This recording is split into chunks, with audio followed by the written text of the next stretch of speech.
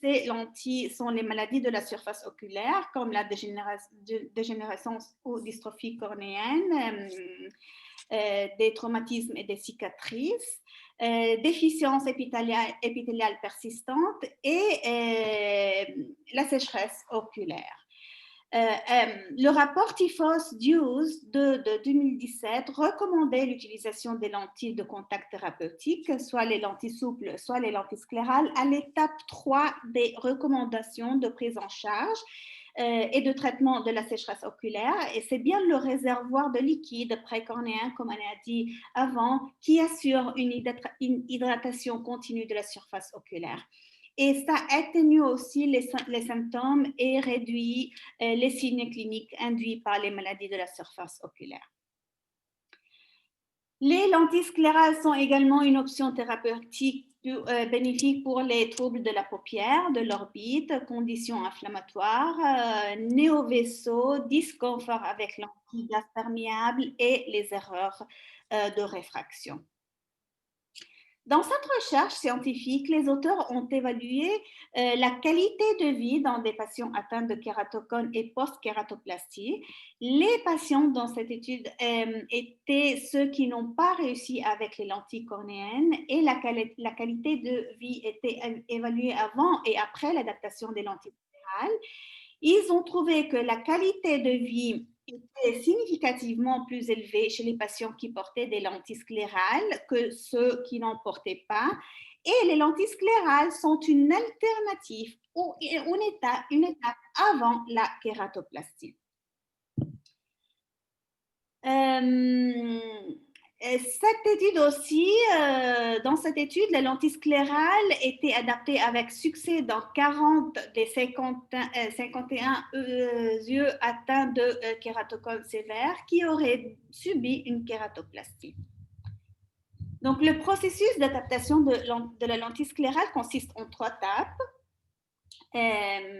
La première étape, c'est l'évaluation de la condition des patients en partant par les conditions générales, l'examen de la surface oculaire et écouter les besoins du patient.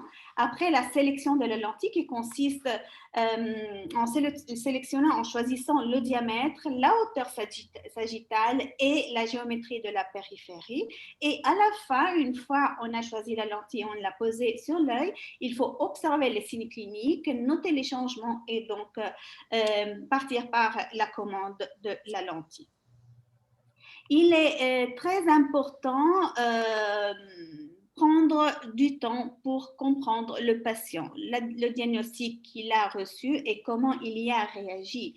Il est nécessaire de pouvoir détecter les signes d'anxiété, de dépression qui affectent souvent ces personnes après un diagnostic de maladie chronique.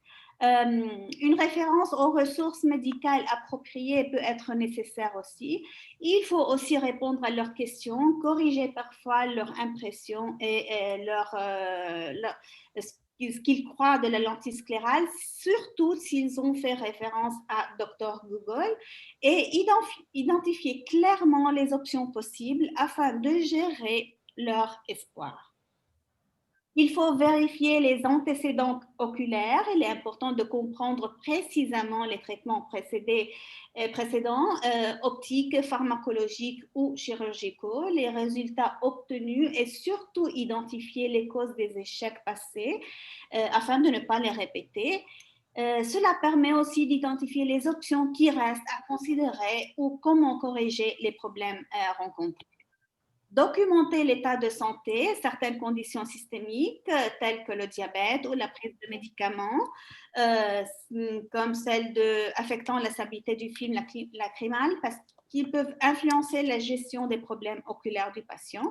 Il est important d'obtenir les informations pertinentes avant d'établir le plan de traitement final. Même s'il semble évident que les lentilles sclérales sont l'option préférée dans la plupart des cas pour gérer les cornées irrégulières ou les maladies de la surface oculaire, il ne faut pas ignorer la possibilité... C'est moi qui sonne? Non, je ne pense pas. Donc, il faut prendre en considération les autres options pour gérer les cornées irrégulières, comme les lentilles cornéennes avec ou sans piggyback, lentilles hybrides ou les lentilles souples personnalisées. Une sélection correcte des patients est un élément fondamental pour le succès de la lentille sclérale. Un bon candidat pour l'adaptation de la lentille sclérale peut être identifié en fonction de la condition de la surface oculaire, de tout ce qu'on a fait jusqu'à maintenant, ses antécédents cliniques et de ses espérances en recevant cette lentille, les traitements physiques, médicaux et oculaires précédents et les lentilles de contact précédemment adaptées fournissent également des informations précieuses pour les stratégies de gestion et pour le choix de la lentille et des matériaux.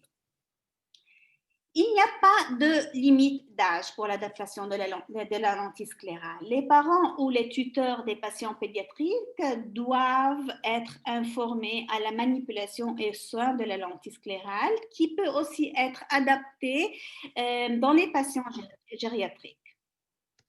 Une étude a montré que la pose et le retirement de la lentille sclérale ne différaient pas selon l'âge ou le type de diagnostic. Dans certaines conditions oculaires, le port de lentilles sclérales peut être indiqué ou nécessiter de la prudence, comme chez les patients présentant des anomalies de l'endothélium cornéen avec une densité cellulaire réduite ou une dystrophie endothéliale de Fuchs. Ces conditions sont observées chez les patients âgés ou ceux qui souffrent de diabète ou de sécheresse oculaire ou qui ont subi des chirurgies ophtalmiques. L'endothélium a une fonction cruciale de maintien de la santé et de la transparence de la cornée. Donc, une densité cellulaire inférieure à la limite de 700 cellules par millimètre carré peut entraîner une décompensation cornéenne en provoquant un édème. En plus, on a l'utilisation, le port de la lentille sclérale qui peut réduire la transmissibilité de l'oxygène et aggraver l'édème préexistant. Donc, si on doit utiliser une lentille sclérale, il faut qu'elle soit mince, avec une épaisseur réduite aussi du réservoir lacrymal, ou bien faire modifier la toricité de la surface périphérique postérieure pour augmenter, pour favoriser un échange de larmes en permettant l'entrée des larmes oxygénées dans le réservoir. Les lentilles avec une fenestration ou aussi l'introduction de canaux dans la périphérie de la lentille peuvent être également bénéfiques. Les patients diabétiques immunodéprimés ou présentant des anomalies épithéliales non cicatrisantes doivent également être étroitement surveillés car ils peuvent développer des complications liées au port de la lentille sclérale. Donc, la lentille sclérale, juste pour la correction des erreurs de réfraction chez les patients atteints de glaucome, ne sont pas recommandées car l'effet de la lentille sclérale sur la pression intraoculaire est encore inconnu. Une attention particulière est aussi nécessaire avec les dispositifs de filtration du glaucome, les implants de drainage du glaucome placés près du lemme, car la lentille sclérale peut altérer le fonctionnement du dispositif de drainage. Une lentille de petit diamètre évitant l'interaction avec l'appareil peut être indiquée. Un notch, un volt dans la périphérie de la lentille ou une lentille personnalisée ou une technique de moulage peuvent également être indiquées. Les patients présentant une intolérance psychologique au placement d'un corps étranger dans l'œil, incapacité de suivre les instructions de nettoyage, de conservation, d'entretien des lentilles sclérales, ceux qui ont une mauvaise hygiène personnelle et ou l'incapacité de comprendre les facteurs de risque ne sont pas de bons candidats pour le port des lentilles sclérales. Il faut dire aussi que certains de ces cas peuvent être en mesure de surmonter ces difficultés grâce à une bonne éducation du patient. Les patients avec des espoirs irréalistiques sont plus susceptibles d'avoir une satisfaction globale compromise après avoir porté les lentilles sclérales, ce qui peut les conduire à les abandonner après avoir essayé les lentilles. Certains patients peuvent demander des lentilles sclérales pour des conditions qui ne peuvent pas bénéficier de leur utilisation et ces patients sont extrêmement déçus après l'adaptation. Par conséquent, il est essentiel d'évaluer l'état des yeux et les espoirs du patient et de clarifier les limites et les défis des lentilles sclérales avant de commencer le processus d'adaptation. Le port des lentilles sclérales pendant les sports nautiques peut augmenter le risque d'infection. Donc, le clinicien doit expliquer clairement les risques et les conséquences de l'utilisation de ces lentilles lors de la pratique des sports nautiques. L'utilisation d'un masque est fortement recommandée. Si elles sont portées, les lentilles doivent être retirées, nettoyées et bien rincées immédiatement après la fin des sports nautiques. La boxe et les arts martiaux peuvent représenter un risque important de traumatisme et de rupture de la lentille de l'œil. L'utilisation d'un casque dans ces cas-là est fortement recommandée. Donc, il est important maintenant d'observer toute la structure du segment antérieur, l'observation globale des yeux et même du visage pour suivre les indices de maladies systémiques pouvant affecter la santé oculaire comme la rosacée, l'eczéma ou d'autres dermatites. Les cils sont les premières structures à observer pour détecter la présence des débris ou une configuration anormale. Une attention particulière doit être portée à la détection des parasites comme le démodex, dont la présence peut générer des symptômes de sécheresse oculaire, d'irritation et d'inflammation. Les marges des paupières doivent être aussi observées. La blépharite est une inflammation qui provoque une rougeur autour de l'œil et une croûte autour de la base des cils. Le dysfonctionnement de la glande de Meibomius est une cible principale pour l'investigation car elle a un grand impact sur la stabilité du film lacrymal. Si elle est cliniquement significative, la blépharite peut interférer avec le confort et peut générer les dépôts sur la surface. Donc, il est obligatoire d'essayer de résoudre toutes ces conditions avant d'adapter la lentille sclérale. En outre, il est essentiel d'évaluer la présence de toute autre maladie inflammatoire ou infectieuse et de la gérer avant d'adapter les lentilles. La conjonctive palpébrale doit être évaluée pour identifier la présence d'hyperémie des follicules ou des papilles cliniquement significatives, en particulier chez les patients qui ont déjà porté d'autres typologies de lentilles.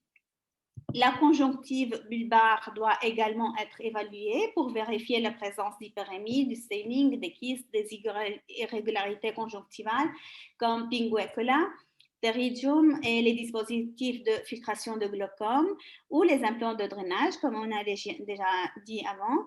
L'hyperémie et staining cliniquement significatif doit être correctement géré avant l'adaptation des lentilles sclérales. La présence d'irrégularités conjonctivales influence la géométrie et la personnalisation des lentilles. On va le voir dans les diapositives successives. Et, donc, une introduction d'un notch ou d'une voûte locale ou aussi d'autres géométries. On va le voir. La cornée et la zone limbique doivent être examinées pour identifier la présence préexistante de néovaisseaux, de staining, des cicatrices, des sutures comme on le voit dans cette photo, ou d'autres anomalies pouvant interférer avec le port des lentilles sclérales ou contribuer à altérer l'acuité visuelle. Le diagnostic peut être aidé avec l'utilisation des colorants vitaux tels que la fluorescine et le verre-lysamine. La fluorescine est le produit préféré pour évaluer la surface cornéenne, tandis que le verre de lysamine est utilisé pour évaluer les paupières et le tissu conjonctival, les cellules dévitalisées et le mucus. La fluorescine est mieux observée avec l'utilisation d'un filtre jaune qui améliore le contraste et facilite l'observation clinique. C'est très important aussi de vérifier la présence de lid wiper épithéliopathie puisque cette condition est considérée un signe précoce de sécheresse oculaire qui peut compromettre les résultats de l'adaptation de la lentille sclérale. On va voir maintenant le choix de la lentille diagnostique. Donc, le choix, comme on a dit avant, du diamètre, de la hauteur sagittale et de la périphérie.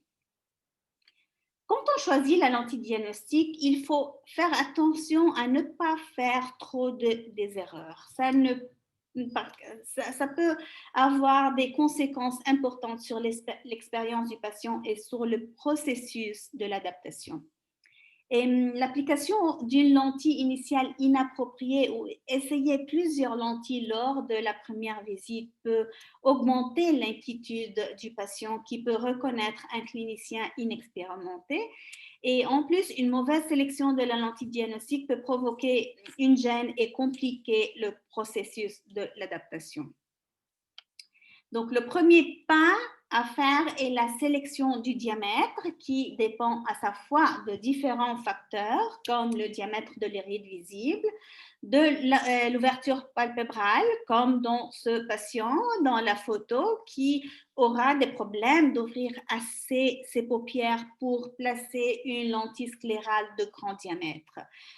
Ça dépend aussi le diamètre, donc dépend des pathologies oculaires, en tant que la lentille doit protéger le plus possible la surface oculaire exposée. Et donc, dans ces cas-là, la lentille de grand diamètre est indiquée juste pour couvrir plus de surface oculaire exposée à l'air. Le diamètre dépend aussi de la hauteur sagittale, sclère torique ou asymétrique, de la hauteur limbique qu'on va voir dans les prochaines diapos. Pour bien comprendre le diamètre, il faut comprendre de quoi il est composé, ce diamètre. Le diamètre total comprend donc le diamètre de l'iride visible horizontale, la largeur de la zone limbique, la largeur de la landing zone et la dernière zone périphérique. Cette diapositive montre deux différentes lentilles adaptées sur le même œil. La lentille a les mêmes paramètres, juste la largeur de la landing zone est différente et cette largeur dépend à son tour de différents facteurs. Donc, on a dit que le diamètre dépend du diamètre de l'iride visible. Plus grand est le HVID, plus grand doit être le diamètre de la lentille sclérale, juste pour que la lentille puisse avoir la possibilité de passer en pont sur la cornée et sur le limbe sans les toucher. Donc, dans le même patient, sans aucune modification de l'HVID, la seule largeur qu'on change en augmentant ou en réduisant le diamètre de la lentille sclérale est celle de la landing zone. C'est ça la landing zone. Attention, parce qu'on fait référence au diamètre de l'iride visible horizontale, mais le diamètre cornéen est supérieur au HVID de 1,50 mm, qui est cliniquement significatif. Donc, ça signifie que nous devons considérer une valeur de HVID à laquelle sont mis 1,50 mm pour que la lentille ne touche pas le limbe. Dans cet article publié sur Contact Lens Spectrum, j'explique comment calculer le diamètre d'une lentille sclérale en dépendant des différents facteurs et de HVID. Et comme le diamètre peut changer dépendant des conditions de la surface oculaire. Donc, on a dit que le diamètre de la lentille dépend aussi de la hauteur sagittale de la cornée. Plus haute est la hauteur sagittale de la cornée, plus grande devrait être le diamètre de la lentille pour permettre un atterrissage plus doux, sans compression et sans pression sur la conjonctive. Parce que plus haute est la sagittale de la lentille, plus il y aura une pression et une compression sur le tissu conjonctival. Et le diamètre plus grand permet une distribution équilibrée de la pression. Le diamètre dépend aussi des conditions de la conjonctive. Par exemple, dans ce cas, même si la pinguicula était petite et n'était pas cliniquement significative, à mon avis, quand je l'ai vue, une fois adaptée la lentille, le patient n'était pas trop confortable et à la visite de contrôle, j'ai observé une légère hyperémie qui est devenue beaucoup plus intense une fois que la lentille était retirée. Et après l'instillation de fluorescine, un staining conjonctival arqué est apparu en indiquant une indentation du bord de la lentille dans la conjonctive. Donc, ce que j'ai fait dans ce cas-là, c'est simplement réduire le diamètre afin d'éviter l'interaction de la lentille avec la pinguicola. Dans ce deuxième cas, la patiente avait deux pinguicola des deux parts de l'iride, de la cornée. Donc, en pesant une lentille de diamètre, de petit diamètre, les pinguicola se soulevaient de la surface, soulevaient la lentille de la surface oculaire. Et donc, dans ce cas-là, je ne pouvais pas réduire le diamètre parce que les pinguicola étaient attachés au limbe. Donc, ce que j'ai fait, c'est augmenter le diamètre en permettant une légère compression de la lentille sur la pinguicola d'une part et de l'autre. Et pour avoir une légère compression, ce que j'ai fait, c'est inclure une toricité périphérique. Donc, la lentille était plus plate dans le méridien horizontal et elle était assez combrée dans le méridien vertical. Le message de cette diapo est donc, si vous avez une irrégularité conjonctivale loin du limbe, choisissez une lentille sclérale petite. Si par contre, vous avez une irrégularité attachée au limbe, choisissez une lentille sclérale de grand diamètre avec une légère compression, ou bien vous pouvez inclure un notch dans la périphérie, comme dans ce cas-là, ou bien un volt, ici on le voit très bien, ou bien une lentille personnalisée avec des topographes sclérales et des softwares. Pour ce qui concerne le choix de la hauteur sagittale, donc après avoir choisi le diamètre, il faut choisir la hauteur sagittale de la lentille. On peut l'estimer en regardant le profil cornéen ou la mesurer avec la topographie cornéenne ou sclérale de avec l'OCT ou bien la tomographie. Certains topographes fournissent une hauteur sagittale cornéenne à la corde de 10 mm. Ainsi, en utilisant le tableau du Scleral Sac Factor, nous pouvons calculer la hauteur sagittale de la première lentille. On va voir un exemple. Supposons que nous avons une hauteur sagittale cornéenne à 10 mm de 1900 microns et que les lentilles dans notre kit d'essai ont un diamètre de 17 mm. Donc, ce que nous devons faire, c'est aller rechercher la valeur correspondante à 17 mm dans le tableau et l'ajouter à la hauteur sagittale cornéenne en ajoutant 350 microns pour le dégagement, le clearance, ce qui donne une valeur de la lentille, de la sagittale de la lentille 4850. Donc, ce qu'on doit faire à ce point-là, aller dans le kit des lentilles qu'on a et choisir la lentille qui a la sagittale la plus proche de cette valeur ici. Une autre façon de calculer la sagittale, c'est l'utilisation de topographes sclérales qui donnent immédiatement la hauteur sagittale de la lentille. Le topographe scléral prend toutes les mesures oculaires et calcule automatiquement la hauteur sagittale de la première lentille qu'on veut essayer. Et ça dépend aussi des brands qu'on a. Ce topographe inclut différentes marques de lentilles sclérales dans son software. Et ça aide à gagner du temps pendant la première visite, ce qui est très important pour nous et pour le patient.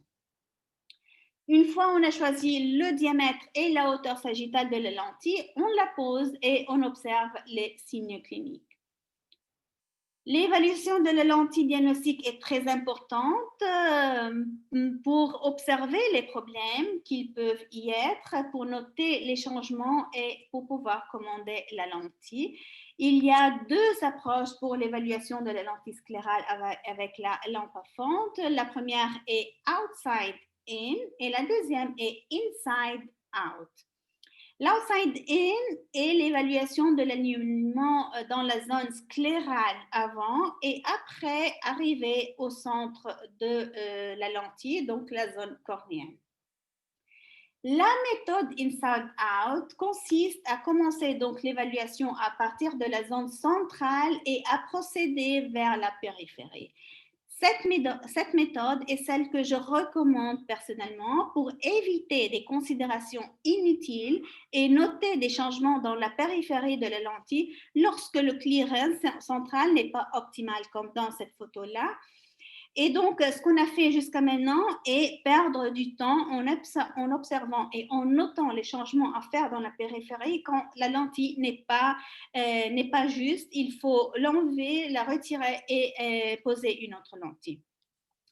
Et donc, la périphérie peut sembler plate ou cambrée, alors que la lentille peut toucher la cornée, ou bien le clearance peut être excessif. Et donc, ce n'est pas une lentille bonne pour continuer l'observation et l'évaluation de sa pose sur le tissu conjonctival. Donc, ce qu'il est important de faire, commencer par la zone cornéenne, zone limbale et la zone sclérale. Commençons par l'évaluation de la zone cornéenne. Le clearance doit être de 200-300 microns avant l'enfoncement et peut être 50-300 microns après l'enfoncement. Ça dépend des conditions de la surface oculaire du patient. L'enfoncement varie selon les sujets et les patients et peut atteindre 200 microns. Après une heure, on a 50% d'enfoncement et après 4 heures, on a 80% d'enfoncement. Dans les cas des kératocones, il faut considérer 100 microns de plus pour les cas où la pathologie peut avancer. Et donc, après 6 mois ou un an, la lentille peut toucher l'apex du cône. L'évaluation peut être faite avec la lampe à fente ou l'OCT. Lors de la pause, après 1 heure ou 4 heures, ça dépend de votre disponibilité et de la disponibilité du patient, après 1 ou 2 semaines et après on passe au contrôle mensuel. Après, il faut passer à la zone cornéenne périphérique et se rappeler de régler la hauteur sagittale de la lentille au cas de modification de cette zone, puisque cette zone est celle qui a le plus grand impact sur la hauteur sagittale de la lentille. Après, on passe à la zone limbique. Il faut la évaluer dans les différentes directions du regard. Le dégagement limbique dépend du diamètre de la lentille. Pour les lentilles de diamètre à peu près de 16,50 mm, le dégagement devrait être à peu près de 60-80 microns. Pour les lentilles de diamètre supérieur à 17 mm, le dégagement devrait être 80-100 et ça peut être aussi 120, ça dépend des conditions de la surface oculaire du patient. Et on voit ici dans la première photo la lentille en train de toucher fortement le limbe, tout autour du limbe. La lentille, dans la photo ici au milieu, on voit la lentille qui touche le limbe dans le méridien horizontal. Et ici, dans cette dernière photo, on voit un dégagement total sur le limbe, ce qui est idéal. Pour la zone sclérale, tout d'abord, il faut faire une différence entre blanchiment et indentation. C'est quoi la différence? La compression, le blanchiment, c'est une compression de la lentille sur la surface oculaire, sur la conjonctive, et se produit lorsque la landing zone est trop plate ou trop cambrée, et comprimant les vaisseaux conjonctivaux, provoquant un blanchiment. Après le retrait de la lentille, il y a un rebond de l'hypermie conjonctivale. Pratiquement, les vaisseaux comprimés sont libérés et l'afflux revient mais abondant. En cas de compression, il n'y a pas de staining conjonctival. L'indentation, par contre, est lorsque le bord de la lentille pénètre dans la conjonctive. Lors de retrait de la lentille, un staining conjonctival arqué est évident et parfois, on peut observer aussi, après le retirement, une empreinte que la lentille a laissée sur l'œil. La compression et l'indentation sont indépendantes l'une de l'autre. S'il y a une compression, il n'y a pas nécessairement d'indentation et vice-versa, mais parfois ils peuvent apparaître ensemble. Lorsqu'ils se produisent ensemble, la périphérie est généralement trop cambrée. Lorsque la lentille est retirée, une hypermie conjonctivale et un staining conjonctival arqué seront observés. Le blanchiment et l'indentation peuvent être sectoriels ou circonférentiels. Quand c'est sectoriel, cela indique que la sclère est torique ou asymétrique. Quand le blanchiment est circonférentiel, la landing zone peut être peut-être la landing zone qui n'est pas optimale. Quand l'indentation est circonférentielle, la lentille est cambrée. Et quand il y a une compression, un diamètre, généralement un diamètre plus grand est indiqué. Dans ces photos, on voit des lentilles très cambrées avec une congestion limbique dans cette photo. Ici, on voit le blanchiment et ici, la congestion du limbe. Ici, on voit les indentations, une indentation circonférentielle tout autour de l'œil. Et ça, on le voit sectoriel et aussi dans cette photo. Attention aussi, parce que pas tous les blanchiments sont similaires. On a dit, parce que quand il y a un blanchiment, les lentilles peuvent être ou cambrées ou plates. Et c'est bien ça la différence. C'est où est-ce qu'on voit la position du blanchiment, ce qui nous dit si la lentille est cambrée ou bien plate.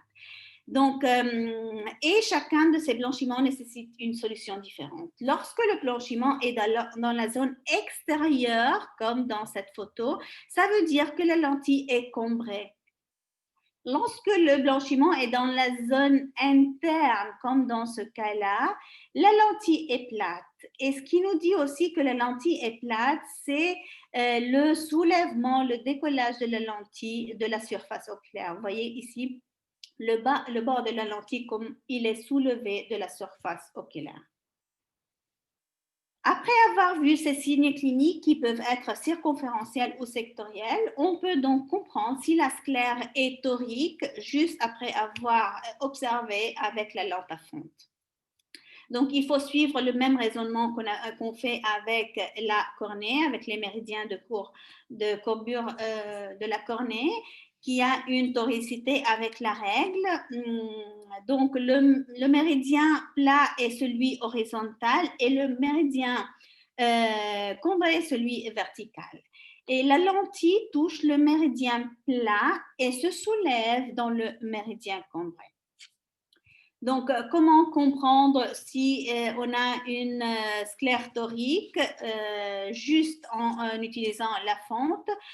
Cette première méthode, c'est de poser une lentille sphérique et observer les signes cliniques. Donc, un signe clinique sectoriel indiquera une toricité ou une asymétrie sclérale. Ce signe peut aussi nous indiquer aussi si la toricité est avec la règle ou contre la règle ou oblique aussi. Donc, juste se rappelant que les lentilles touchent le méridien plat et se soulèvent dans le méridien cambré.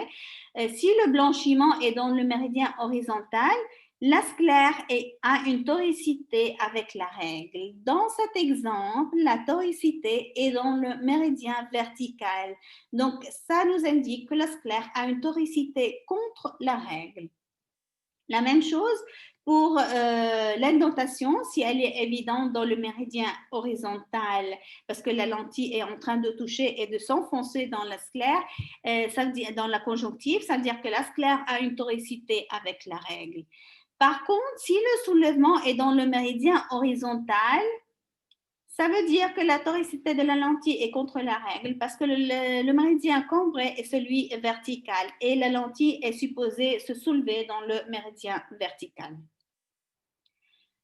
Après, il faudrait instiller de la fluorescine pour une confirmation d'une sclère torique. S'il y a un afflux de colorant dans le réservoir lacrymal, la sclère est torique. Si l'afflux provient du méridien vertical, la toricité est avec la règle. Et si l'afflux provient du méridien horizontal, donc la toricité est contre la règle. Si l'afflux provient de méridien oblique, comme dans ce cas-là, la toricité est oblique. Et avec un peu d'expérience, on peut aussi estimer la quantité de toricité. Dans cette première photo, la toricité est à peu près de 100 microns, dans la deuxième de 120-150 microns, ici est presque 180 microns. Ici, dans ce cas-là, la lentille est en train de se soulever beaucoup de la surface oculaire et donc l'afflux est abondant et ce cas-là, c'est à gérer parce que non seulement des bulles d'air vont rentrer dans le réservoir et aussi des débris comme on voit dans ce cas-là, mais ça va gêner, ça va gratter la paupière supérieure et ça va gêner le patient. Donc, il faut combrer la lentille dans ce méridien. Est-ce qu'il faut combrer la lentille dans ces cas-là? Moi, je ne le ferai pas parce que ce soulèvement de la lentille permet un échange lacrymal, ce qui est bénéfique pour la cornée. Juste si on a des débris dans le réservoir donc, et des débris qui rentrent avec l'afflux lacrymal, il faut les combrer. Une autre méthode, c'est appliquer une lentille torique, faire tourner la lentille avec un doigt et si la lentille récupère sa position initiale après le clignotement, la sclère est torique.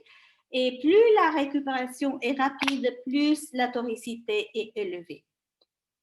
L'axe du méridien peut être identifié en faisant tourner le faisceau de la lame à la fente vers le signe laser sur la lentille. Et ici, on a quelques exemples pour résumer le blanchiment et donc sa gestion. Dans ce cas-là, le blanchiment est dans la zone interne de la lentille, ce qui indique la lentille qui est plate. Le bord de la lentille est en train aussi de se soulever de la surface et ça nous confirme la lentille qu'elle est plate. Cette photo est une adaptation optimale parce qu'il n'y a pas de blanchiment. Et si le blanchiment est dans la zone extérieure, à côté du bord, ça veut dire que la lentille est cambrée et doit être plus plate dans ce méridien-là. Une relation optimale entre le bord de la lentille et la conjonctive bulbaire se produit lorsque le bord de la lentille sclérale apparaît 50-50. Ça veut dire quoi 50-50? Ça se produit lorsque 50% de l'apex du bord de la lentille s'enfonce doucement dans la conjonctive et 50% au-dessus de la surface oculaire. Lorsque plus, comme dans cette photo, lorsque plus de 50% s'enfonce dans la conjonctive, ça veut dire que la lentille est en train de s'indenter et donc on peut voir après les signes ou bien de comprimer ou de s'indenter. Donc on va voir des blanchiments ou une indentation. Lorsque plus de la moitié du bord est au-dessus de la surface, il y peut avoir un soulèvement du bord de la lentille qui va causer de l'inconfort. Et si on voit des exemples d'enfoncement du bord provoquant une indentation très importante et aussi une hypertrophie de la conjonctive dans ce cas-là. On va voir maintenant les différents patterns qui peuvent se produire en adaptant une lentille sphérique.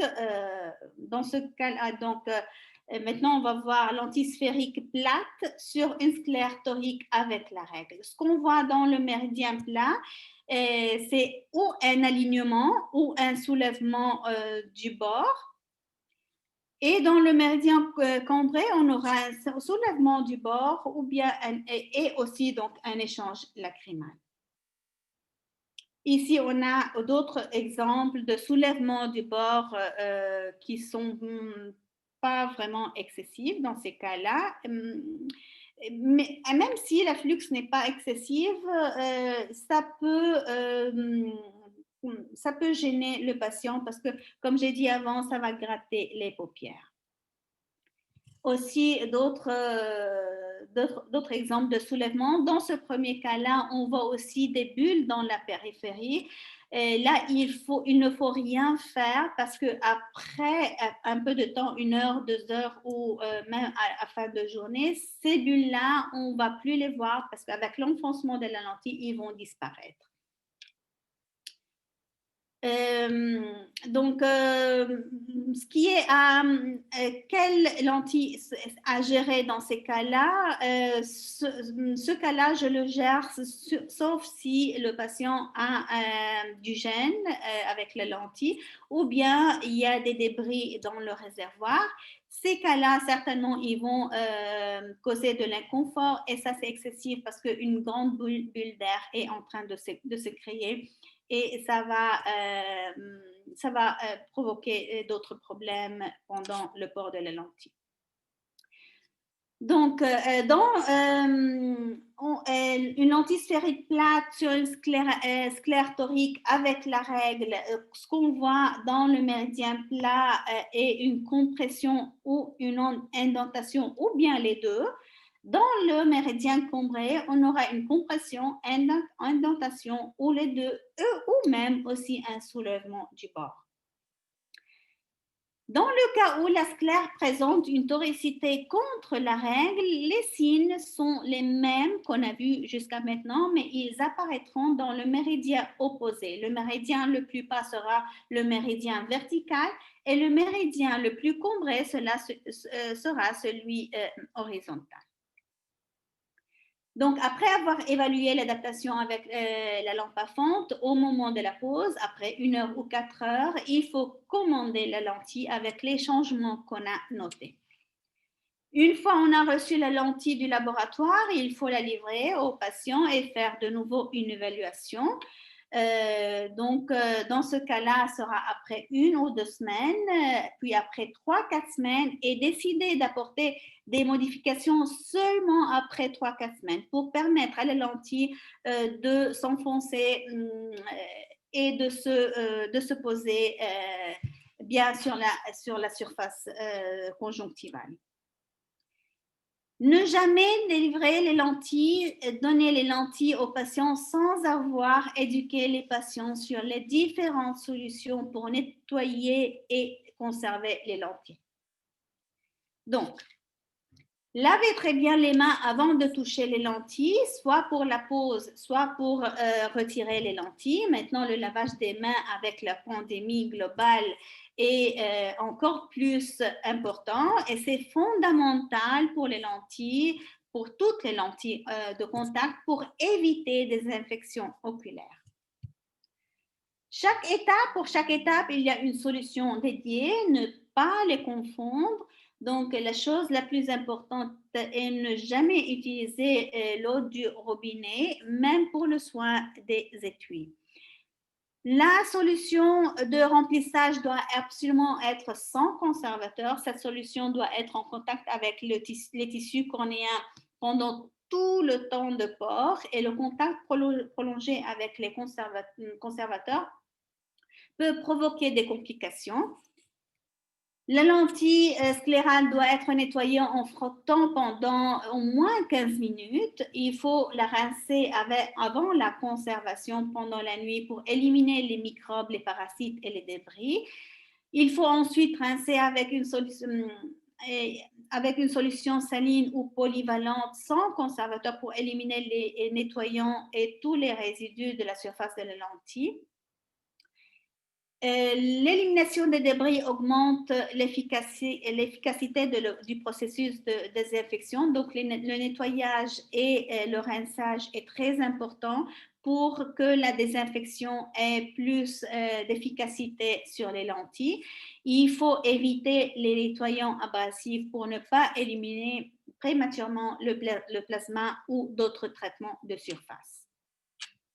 Le peroxyde est efficace pour désinfecter, surtout pendant cette période de pandémie. Le seul désavantage est que l'étui de cette solution peut être petit pour certaines lentilles sclérales. Donc, il y a un autre étui plus grand, Cross Disinfection Case, qui est disponible online. Ne pas mélanger et confondre les solutions. Attention à la compliance du patient et soyez sûr qu'il ne conserve pas les lentilles dans une solution saline en raison du risque de kératite microbienne. L'utilisation d'un nettoyant une fois par semaine, 15 jours ou par mois, qui a une action plus forte qu'un nettoyant quotidien, est recommandée pour éliminer les protéines et d'autres dépôts de la surface de la lentille. Et dans la lentille sclérale, la surface postérieure de la lentille a une forme concave qui la rend plus difficile à nettoyer et à frotter correctement. Au fil du temps, les dépôts s'accumulent sur cette surface postérieure en provoquant une irritation et une durée de port réduite. Donc, l'utilisation d'un nettoyant supplémentaire enzymatique permet d'éliminer tous ces dépôts qui ne sont pas facilement éliminés avec les détergents quotidiens. Certaines solutions comme le Progent permettent une élimination efficace des protéines en trempant simplement la lentille sclérale pendant 30 minutes dans un mélange de deux solutions, l'hypochlorite de sodium et bromure de potassium. Et en trempant, il faut faire attention parce que tremper la lentille pour plus de 30 minutes peut décolorer les lentilles de contact et peut endommager aussi les traitements de la surface. Les lentilles sclérales doivent être rincées après le traitement avec une solution saline stérile, sans conservateur. Il est conseillé d'utiliser cette association, le Progent, tous les 15 jours ou tous les mois selon les conditions oculaires du patient. Mais l'étui du Progent est conçu pour les lentilles cornéennes. Aux États-Unis, un nouveau étui est disponible, mais si vous ne l'avez pas, en Italie, on ne l'a pas. Ce que je vous conseille de faire, c'est juste de faire une rotation de ces porte-lentilles. La rotation d'un ou de tous les deux porte-lentilles permettra l'utilisation de cet étui pour la plupart des lentilles sclérales jusqu'à 18 mm de diamètre. Et quand on parle d'hygiène de lentilles, ça inclut aussi l'hygiène de l'étui et des accessoires. L'étui doit être nettoyé en le frottant pour détacher les micro-organismes de la surface. Il est conseillé d'utiliser la même solution de nettoyage utilisée pour les lentilles de contact rigides. Le rinçage des étuis avec une solution saline permet l'élimination totale des résidus, micro-organismes ou agents chimiques. Et il est essentiel d'essuyer, de sécher l'étui après le rinçage avec un chiffon propre. Après avoir séché l'étui, il faut le refermer et le conserver dans un endroit sec et propre. Les accessoires aussi doivent être également nettoyés en les frottant, rincés et essuyés avec un tissu après chaque utilisation. Le nettoyage des accessoires est essentiel parce que les micro-organismes peuvent se transférer sur les lentilles de contact et provoquer une contamination et des infections oculaires.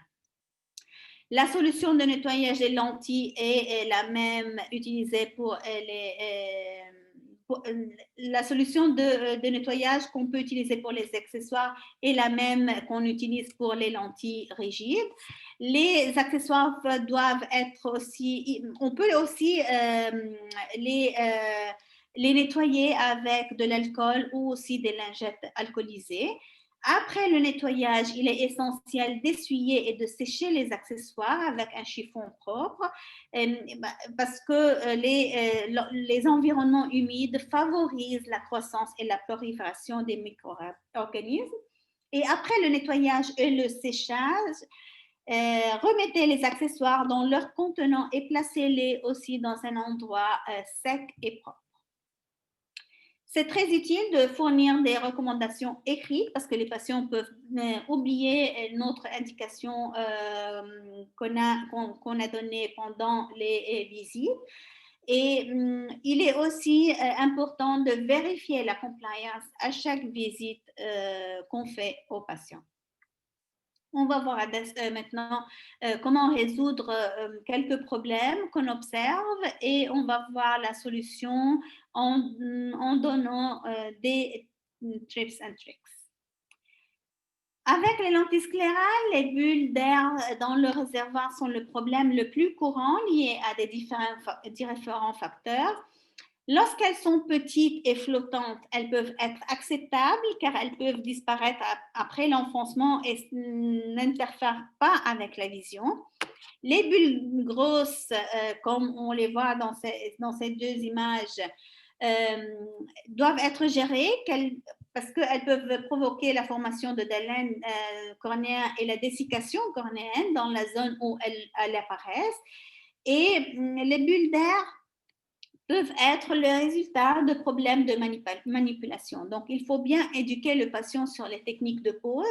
Ici, on voit un poste de travail pour l'éducation des patients,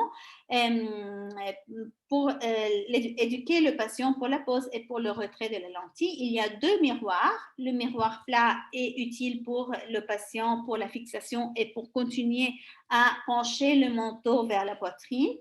Les deux miroirs plats et verticaux permettent tous les deux à l'optométriste de surveiller le patient lors de la pose et du retrait de la lentille et donc de le corriger s'il y a des erreurs dans la manipulation de la lentille. Il est très important de bien remplir la lentille jusqu'à ce que la solution apparaisse convexe sur la lentille. Les paupières doivent être largement ouvertes et bien maintenues à partir de la fixation des cils, car elles peuvent provoquer une décentration de la lentille ou sur les doigts ou bien sur la ventouse, en créant provoquant la formation des bulles d'air lors de la pose. Il y a deux méthodes pour la pose de la lentille, deux méthodes manuelles avec 2 ou 3 doigts. La main dominante servira à la pose de la lentille et aussi, en cas de difficulté, on peut utiliser les ventouses, les accessoires pour la pose, qui peut être plus facile pour certains patients. Il y a deux types de ventouses pour la pose des lentilles rigides, les plus petites et les plus grandes. L'important qu'elles aient un trou central. En général, les ventouses plus petites sont indiquées pour les lentilles cornéennes, mais certains patients peuvent être intimidés par l'utilisation des grandes ventouses et donc l'utilisation des petites est indiquée dans ce cas. Et il n'y a pas le problème avec la tenue, l'adhésion de la lentille à la ventouse. Ici, dans la vidéo, on est en train de voir une petite ventouse qui tient une lentille de 18,70 mm. Les ventouses ventilées peuvent être utiles pour améliorer la fixation pendant la pose de la lentille. Si la ventouse ventilée n'est pas disponible, vous pouvez couper le fond de la ventouse d'application dont vous disposez. L'utilisation des anneaux comme EDSI Clear Lens Applicator, des anneaux orthodontiques ou O-ring assure la stabilité de la lentille pendant la pose. Et la méthode qu'on est en train d'utiliser avec ces anneaux est similaire à celle de la pose des lentilles souples. La lentille donc est posée sur un doigt, l'index sur le doigt index, tandis que le majeur de la même main sert à ouvrir la paupière inférieure et l'index de l'autre main à ouvrir la paupière supérieure. C'est très important à prendre en compte cette méthode lors de l'adaptation, surtout quand on a des patients qui auparavant porter des lentilles souples ou cornéennes et qui sont habitués à utiliser cette méthode-là. Le dispositif d'insertion C-Green est très utile. Il dispose d'une lumière LED qui, pour une meilleure fixation et centrage de la lentille. Il est possible d'utiliser la ventouse avec le support ou sans le support qui facilite le procès aux patients et surtout pour les patients qui ont une difficulté à utiliser les deux mains pour application des lentilles. Donc, en utilisant le support, on a toutes les deux mains qui sont libres et on peut ouvrir les paupières avec les deux mains. Le dispositif Chiarascio Smart est doté d'une ventouse qui peut être échangée et peut être placée en position d'application, comme ici, ou de retrait de la lentille selon le besoin, comme dans cette photo. L'appareil doit être tenu avec la main dominante en plaçant l'extrémité de l'appareil sur le bout de l'index. Le système, c'est un système nouveau d'insertion de lentilles sclérales et hybride S5, donne aux utilisateurs la possibilité d'utiliser les deux mains pour maintenir leur paupière bien ouverte lors de la pose de la lentille. Il comprend deux configurations, S5 mini et le 5S Inserter. Le S5 mini a une hauteur de la base de l'appareil au sommet du support de la lentille de 14 mm. Il est idéal pour les patients qui préfèrent être assises pendant l'application, pendant la pose des lentilles. Le S5 Inserter a une hauteur de la base de l'appareil au sommet de la lentille qui peut être ajustée et peut varier de 27 cm et peut arriver à 76 cm. Il est idéal pour la pose des lentilles en restant debout. Une source de lumière LED est aussi inclue pour permettre aux utilisateurs, aux patients d'aligner plus facilement l'œil avec le centre de la lentille lors de la pose. C'est aussi un nouvel appareil que Dr. Omar Flores du Brésil a aimablement partagé avec moi. Au centre se trouve le support pour la lentille et latéralement les ouvre-paupières. Donc cet appareil non seulement fournit un support pour la lentille pour une meilleure stabilisation, mais il aide aussi le patient à ouvrir également ses paupières comme des pinces, comme on est en train de voir dans cette vidéo, et la lentille est bien placée.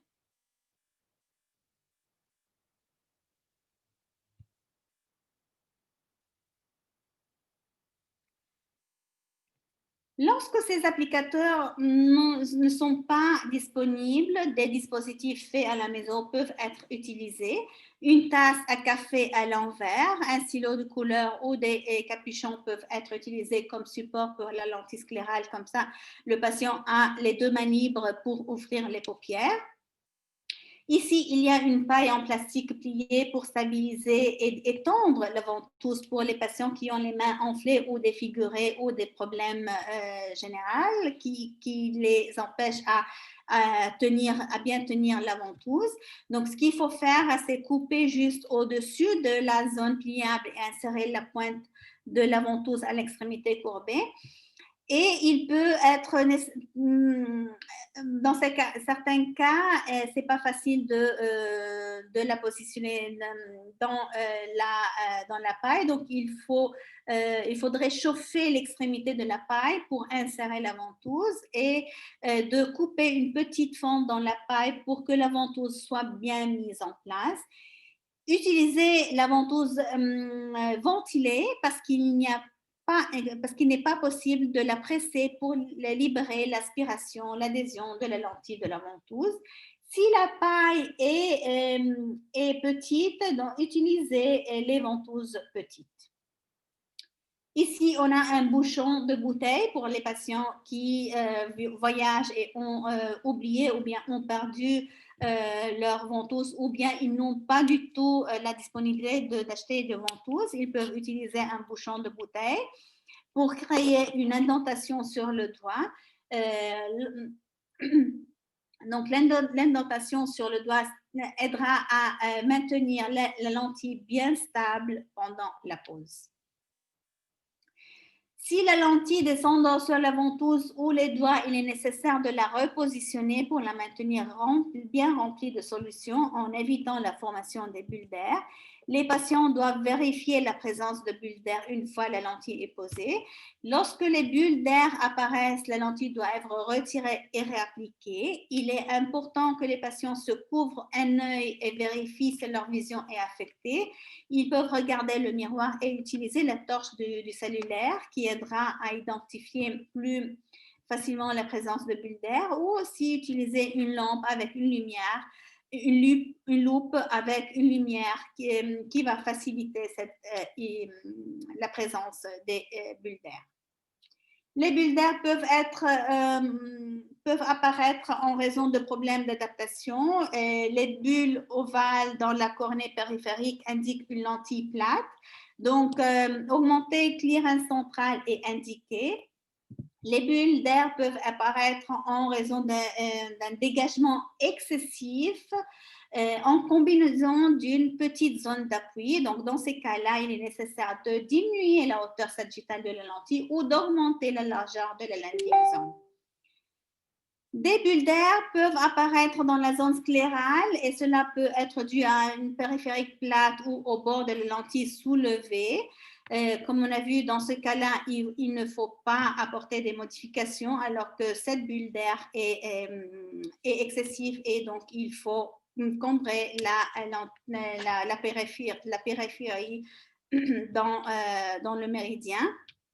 Ça peut se produire dans les sclères toriques ou asymétriques, donc réduire le diamètre de la lentille sclérale pour éviter toute interaction avec la sclère torique ou asymétrique, ou bien passer à une lentille sclérale avec une périphérie torique à cadran ou bien une périphérie personnalisée. Une conjonctive irrégulière aussi peut également provoquer la formation de bulles d'air. Il faut réduire le diamètre de la lentille sclérale si l'irrégularité est loin du limbe, comme on a dit avant, ou bien augmenter le diamètre de la lentille sclérale si l'irrégularité est attachée au limbe. Introduire un notch ou un volt ou passer à une lentille sclérale personnalisée. Évitez de remplir la lentille sclérale avec une solution saline aérosol parce que c'est bien ça que vous allez voir. Utilisez une solution saline non conservée appropriée. Passer à une lentille non fenêtrée si la bulle d'air persiste dans la zone pupillaire, comme dans ce cas-là. Et une autre recommandation peut être l'utilisation d'une solution plus visqueuse pour le remplissage des lentilles sclérales. Les techniques de retirement, plusieurs sont les accessoires aussi pour retirer les lentilles de l'œil. Les ventouses doivent absolument être placées sur la périphérie pendant le retirement, jamais au centre. Il faut faire attention que les patients comprennent ces indications. Ils doivent comprendre quelle ventouse utiliser pour retirer la lentille et la position de la ventouse sur la lentille, parce que ce qu'on peut avoir, c'est un patient comme celui-là. We on? Recording, yes, we are on. I'm going to take this, I'm going to put it in my eye, take this contact out. You may want to get in close for this.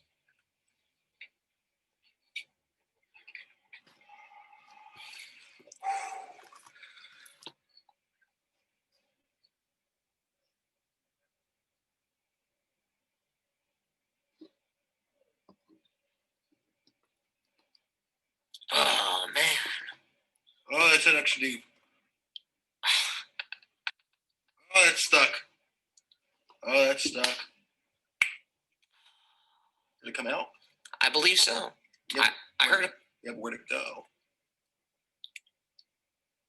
Nope, still in there. I heard a massive pop, that's all I know. All right, cut. This is not going to work. Donc oui, c'est traumatisant à voir, mais aussi traumatisant pour l'œil. Ça peut causer une hémorragie cornéenne. Donc c'est fondamental faire bien comprendre aux patients quelle ventouse utiliser et où la positionner et jamais positionner la ventouse lors du retirement au centre de la lentille. Un conseil qu'on peut donner est celui de placer la ventouse là où la lentille est légèrement soulevée. Attention, en général, les cliniciens conseillent de mettre la ventouse en bas et en haut, en périphérie. Et c'est la position idéale si la sclère a une toricité avec la règle. Parce que la lentille est généralement légèrement soulevée dans ce méridien vertical, dans ces cas-là. Par contre, si la sclère a une toricité contre la règle, en positionnant la ventouse dans le méridien vertical, on est en train de la positionner dans le méridien où la lentille est plus serrée à la surface oculaire. Donc, quand la sclère a une toricité contre la règle, conseillez de positionner la ventouse dans le méridien horizontal. L'utilisation de la fluorescéine. Donc,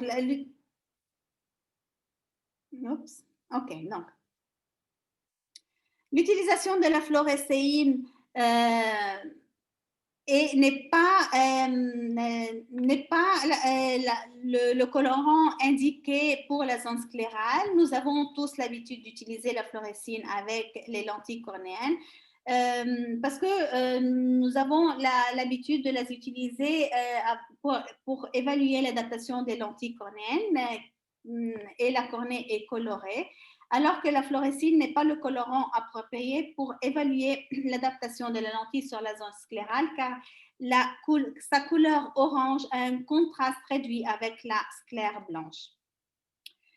Donc, le colorant le plus indiqué pour évaluer la zone sclérale est verlisanine à cause du contraste de sa couleur verte avec la sclère qui est blanche. Donc, dans la pratique des lentilles sclérales, les deux colorants sont nécessaires, la fluorescine pour le clearance cornéen et pour la zone cornéenne et le verlisanine pour la zone sclérale. Le contact cornéen ne se produit pas fréquemment lors de l'adaptation des lentilles sclérales car la lentille sclérale repose sur la conjonctive. L'évaluation avec la lampe à fondre localisera des zones de dégagement plus minces lors de l'observation avec une section optique ou des zones sombres en utilisation un éclairage diffus avec une lumière bleu cobalt. Quand on est en train d'évaluer avec l'OCT, on va voir que la lentille est en train de toucher la surface cornéenne. Lorsque la lentille touche au centre, c'est provoqué par une lentille plate. Donc, dans ces cas-là, les bulles sont ovales et apparaissent dans la cornée périphérique. Et il faut donc augmenter la hauteur sagittale de la lentille. Lorsqu'il s'agit d'un contact périphérique, il peut être causé par une extasie périphérique aussi. Cette figure ci-dessous montre un contact cornéen central et périphérique. Dans ce cas, une lentille est adaptée sur une cornée avec un kératocone. Ces deux figures sont du même œil. Celle-là est le vu profil d'une maladie très rare, une dégénérescence marginale pellucide décentrée vers le haut. L'image OCT montre une lentille sclérale de 20,60 mm en contact sur l'apex décentré. Donc, dans ce cas, il est nécessaire d'augmenter le clearance périphérique ou d'inclure une voûte localisée en périphérie, mais dans la périphérie cornéenne. pas dans la périphérie sclérale de la lentille, comme dans ce cas-là de Dr. Leaf, ou une lentille sclérale avec avec un petit volt introduit dans la zone cornéenne. Et ici, on voit le clearance en correspondance de cette irrégularité dans la cornée, dans le cas d'une dégénérescence nodulaire de Salzmann. Et on voit aussi la localisation du volt avec l'OCT et la lentille appliquée sur l'œil qui montre la voûte localisée sur la cornée élevée. Le contact cornéen périphérique peut également être causé par une lentille prolate et sur une cornée oblate. Donc, le passage à une lentille sclérale oblate résoudra ce problème. Une lentille sclérale de petit diamètre peut également toucher la cornée périphérique et donc il est nécessaire d'augmenter le diamètre de la lentille sclérale. L'adaptation serrée se produit lorsque la lentille est trop cambrée, comme dans ce cas-là, on est en train de voir. Il est essentiel donc de résoudre cette condition car elle peut entraîner différents problèmes et complications. Une lentille de diamètre petit, une lentille avec le bord qui est épais et une lentille cambrée peuvent aussi contribuer à la suite de ce problème. En plus, une lentille sclérale très alignée avec la surface oculaire peut entraîner une adaptation serrée et ça va rendre difficile de retirer la lentille de l'œil. Donc, dans ces cas-là, une lentille sclérale fenêtrée ou introduisant des canaux sous la périphérie peuvent aider à réduire la succion de la lentille. L'introduction d'un trou dans la périphérie, comme a suggéré Dr. Carrasquillo, aidera à réduire la succion. Mais attention, pour éviter que le tissu conjonctival aille dans ce trou et ferme le trou, la lentille doit être adaptée légèrement plus plate que généralement. Une conjonctive enflée et enflammée peut provoquer une adaptation serrée. Dans ces cas-là, il faut aller vérifier les évaluations initiales. L'adaptation initiale semblera idéale, mais une conjonctive enflée va modifier l'adaptation de la lentille en semblant serrée en ce moment-là. Et lorsque l'inflammation et le gonflement disparaissent, le blanchiment va disparaître aussi. Une fausse adaptation serrée peut également apparaître lors de la pose de la lentille avec une pression excessive quand on est en train de la poser. Et ce cas-là montre une lentille provoquant un blanchiment circonférentiel conjonctival et un prolapsus conjonctival. Ici, l'image du même œil immédiatement après le retrait de la lentille, on montre une empreinte laissée par la lentille sclérale, injection bulbaire et la conjonctive qui est en train d'adhérer à la cornée temporale inférieure. Les débris dans le réservoir est un problème ennuyeux. Ce phénomène n'apparaît qu'avec les lentilles sclérales. Il est souvent transitoire et ça va durer les premiers mois du port et au fur et à mesure que l'œil s'adapte. Ils peuvent se former 3 types de débris. Des débris de mucus qui apparaissent sous forme de petites particules blanchâtres. Un brouillard de lait dilué associé à une maladie atopique. Et le 3e type de débris, c'est des gouttelettes d'huile.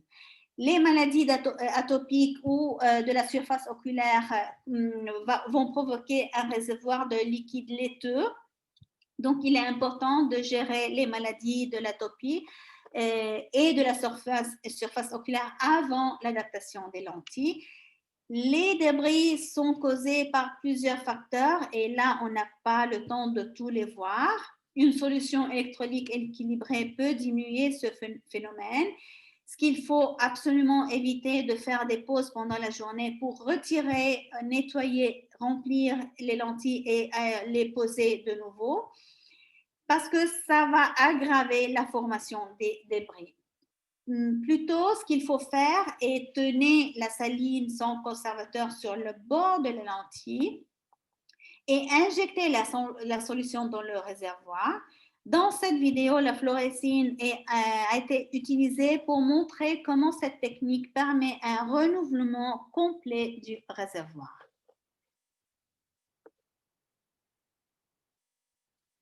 Les problèmes de mouillabilité sont aussi ennuyeux car ils réduisent la visuelle et le confort. Donc, il faut vérifier le savon utilisé.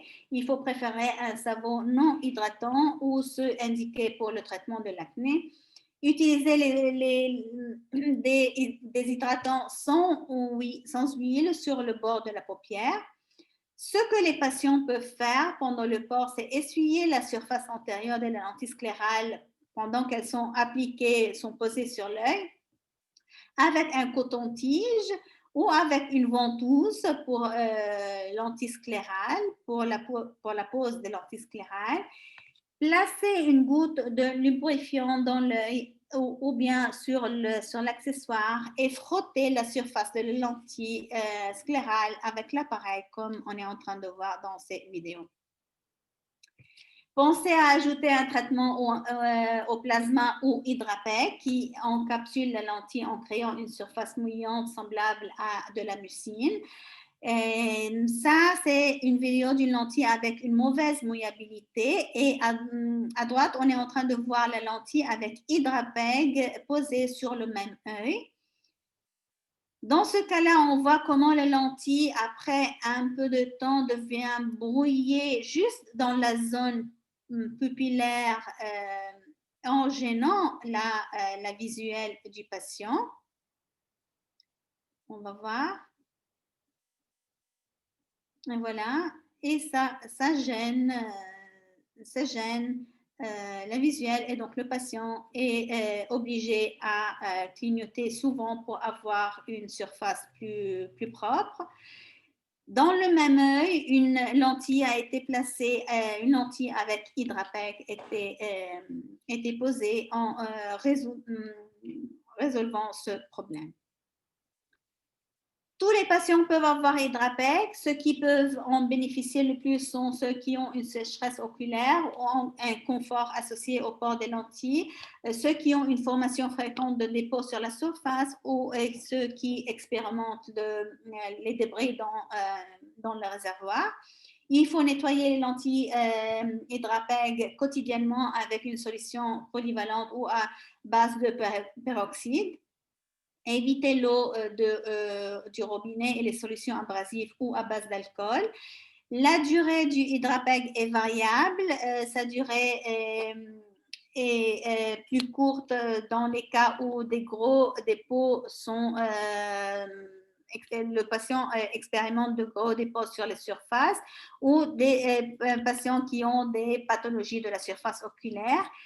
Les patients il ne nécessite aucune modification à l'adaptation dans l'œil, mais il faut faire attention parce que le patient doit faire attention parce que pendant la manipulation, la lentille peut glisser des mains et ça peut prendre du temps de réglage pour la manipuler, poser et retirer. Donc, il faut bien éduquer le patient comment manipuler une lentille avec Hydrapec. Une autre chose à laquelle il faut faire attention est l'illumination et l'observation. Ici, dans cette photo, on est en train d'observer la hauteur du clearance et donc on le note pour les prochaines visites pour la comparer et vérifier s'il y a un enfoncement. Mais la zone cornéenne qu'on est en train de vérifier n'est pas très claire. Est-ce qu'on est au centre? Est-ce qu'on est en périphérie? Est-ce qu'on est en mi-périphérie? On ne le sait pas. En illuminant légèrement l'œil, on arrive à voir et documenter exactement la zone qu'on est en train d'évaluer. Comment faire? Certaines lampes à fente ont une lampe attachée et donc il faut l'allumer et la positionner à côté de l'œil qu'on est en train d'observer. Si la lampe à fente n'a pas cette lumière intégrée, vous pouvez acheter cette lampe d'Amazon. Ce sont des photos qu'un collègue m'a envoyées. il a acheté cette lampe d'Amazon et les a positionnées comme on le voit ici dans la photo, et ça va aider à illuminer l'œil et facilitera l'évaluation de la lentille sur l'œil. Là, je retourne au début de la présentation quand on a parlé de l'importance d'écouter les patients. Ce poster s'agit d'une étude que j'ai présentée au dernier JSLS à Las Vegas qui a montré que l'empathie augmente la réussite de l'adaptation des lentilles sclérales. En effet, la plupart des patients ont exprimé le besoin d'être écoutés. Lorsque les patients ne recommandaient pas leur médecin à d'autres, c'était lorsque les médecins parlaient plus que les patients et que les médecins n'écoutaient pas les besoins des patients. Donc, ce qu'on doit faire est investir du temps pour écouter. Et une autre clé importante pour la réussite des lentilles sclérales, c'est bien éduquer les patients. L'empathie est importante et je pense que l'empathie aide à avoir succès non seulement en posant et en adaptant des lentilles sclérales, mais en général dans la vie, même dans notre vie personnelle.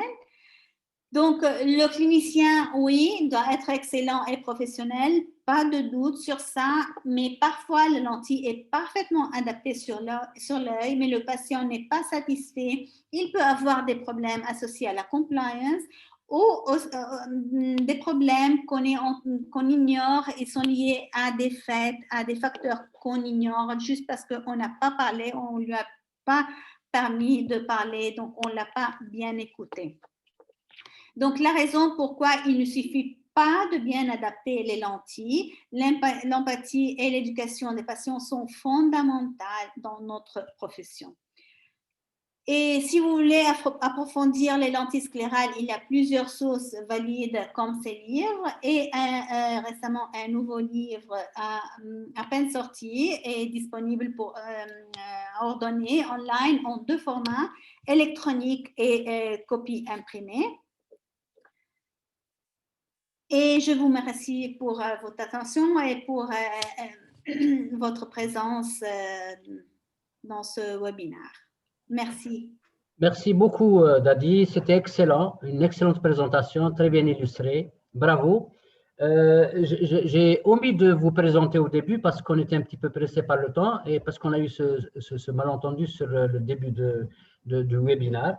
Donc, je vous présente, il n'est jamais trop tard pour bien faire et pour bien vous présenter. Dadi Fadel est conceptrice, designer des lentilles de contact, pionnière du design des lentilles modernes et spécialiste des lentilles de contact pour la cornée irrégulière, les lentilles sclérales, le contrôle de la myopie et l'orthokératologie. Elle parle 5 langues, arabe, français, anglais, italien et grec. Donc, vous pouvez poser les questions comme vous voulez, hein, dans toutes les langues, elle pourra vous répondre. Excellent. Elle a étudié l'optométrie à l'Institut des sciences optométriques, je traduis là, à Rome, entre 1998 et 2001. Un cours de 4 ans réalisé en 3 ans avec mention. Elle a commencé à donner des conférences et à publier dès sa première année à l'école d'optométrie. Elle possède 20 ans d'expérience en optométrie et verres de contact spécialisés. Elle dirige un cabinet spécialisé en optométrie pour lentilles de contact en Italie, où elle conçoit et adapte des lentilles de contact spéciales personnalisées. Reconnue internationalement comme un leader d'opinion clé, elle a plusieurs publications évaluées par des pairs dans le domaine de la spécialité des lentilles de contact et conférencière à des colloques nationaux et internationaux. Dadi Fadel et le Dr Melissa Barnett sont les auteurs du guide clinique pour le succès des lentilles sclérales. Fadel est une conférencière avancée, certifiée, approuvée pour les cours de la NSCLE. C'est la première praticienne iPrint certifiée en dehors des États-Unis et du Canada.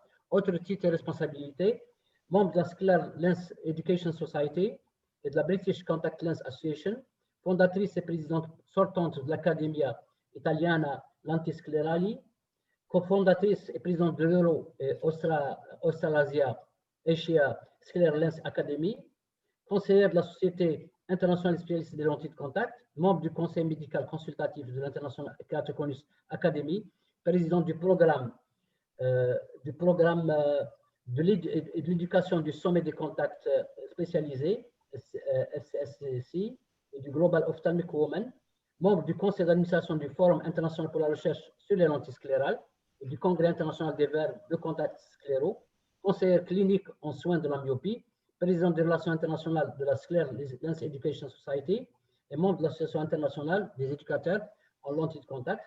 Elle vient récemment de publier un ouvrage, Sclere Lens Complications and Issues. Donc, c'est une opportunité exceptionnelle qu'on a eue. Je ne saurais vous remercier, Dadi Fadel, pour ce temps qui est consacré avec cette belle présentation. Je crois que le message est passé et vous avez été très rigoureuse dans la présentation. Et là, je vais permettre des questions. Je vais permettre des questions à tout un chacun pour pouvoir un petit peu permettre aux gens de pouvoir poser des questions. Alors, ce que je vais faire, je vais tout de suite réactiver les micros. Alors, oui, je vois déjà une question ici. C'est quoi la clearance? Parfait. Vous pouvez Ok. commencer. Vous pouvez commencer. Oui, donc je vais partager de nouveau mon écran, comme ça je vais expliquer sur le clearance. Voilà. Le clearance, donc entre la lentille sclérale passe en pont sur la cornée et en passant en pont, entre la cornée et la lentille, un réservoir est créé. Comment on le voit? On le voit ici. Là, ici, c'est la cornée, la partie opaque, un peu blanchâtre, et la cornée. La partie noire, la zone noire ici, c'est la lentille, et le vert qu'on est en train de voir, c'est le liquide réservoir coloré avec le fluorescine.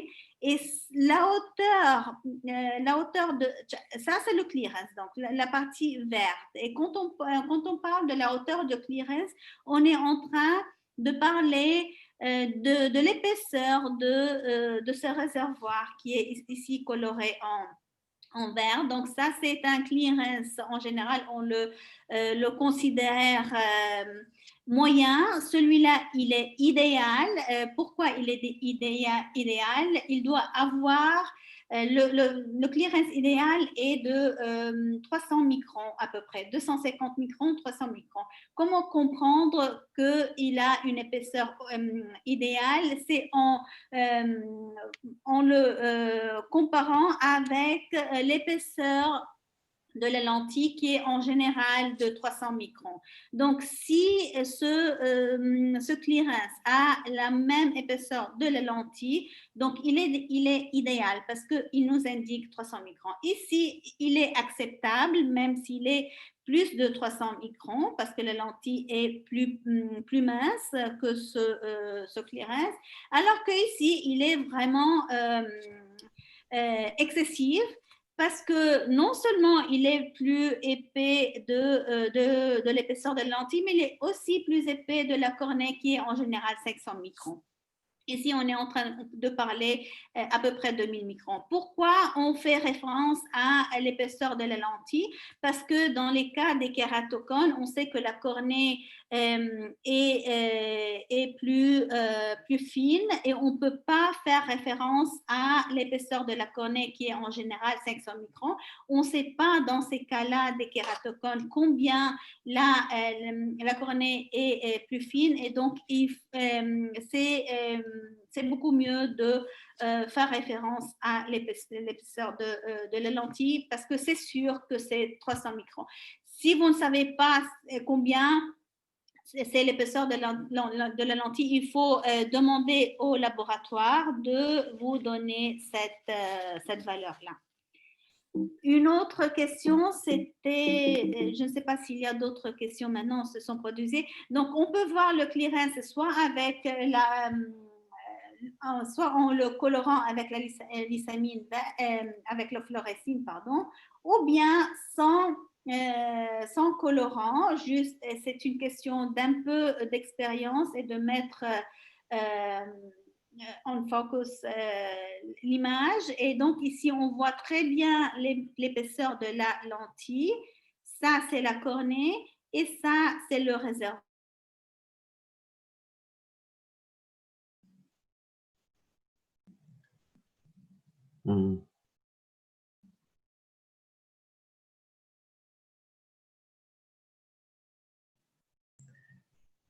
il faut réactiver le micro, Dadi.